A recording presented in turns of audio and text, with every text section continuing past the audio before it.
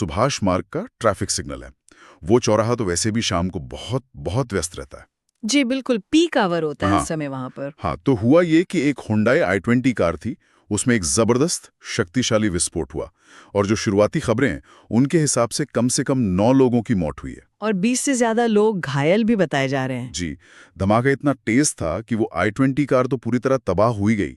साथ में आसपास जो दूसरी गाड़ियां खड़ी थी, मतलब कुछ और कारें, ई रिक्शा, ऑटो रिक्शा, हाँ, उनमें भी आग लग गई, काफी नुकसान हुआ है। और जाहिर है इतनी भीड़ वाली जगह पर एकदम से दहशत फैल गई होगी, अफरा तफरी मच गई। बिल्कुल, ऐतिहासिक इलाका है, टूरिस्ट भी होते हैं, आम लोग भी।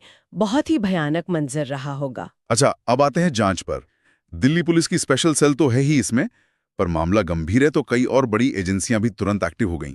जी, जैसे राष्ट्रीय जांच एजेंसी मतलब एनआईए हाँ, एनआईए और राष्ट्रीय सुरक्षा गार्ड एनएसजी के एक्सपर्ट्स भी। और फोरेंसिक साइंस लैब एफएसएल की टीमें तो होंगी ही सबूत इकट्ठा करने के लिए। तो NIA, NSG, FSL, Delhi police, ये सब मिलकर जांच कर रहे हैं। देखिए, इतनी सारी मुख्य एजेंसियों का एक साथ जांच में आना, ये अपने आप में बताता है कि अधिकारी इसे कितनी गंभीरता से ले रहे हैं। सही बात है।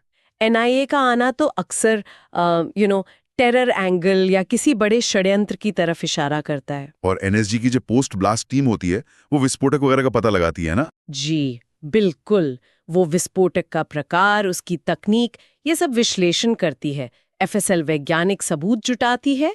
इसी से जुड़ी एक और अहम बात सामने आई है।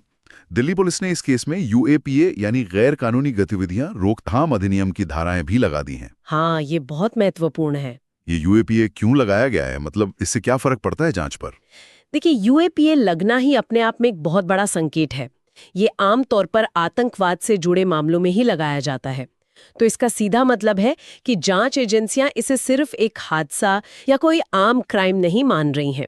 वो इसे कम से कम शुरुआती तौर पर एक आतंकी गतिविधि के एंगल से देख रही हैं। अच्छा। और इसके पीछे किसी संगठन या बड़े प्लान की आशंका को बहुत गंभीरता से लिया जा रहा है।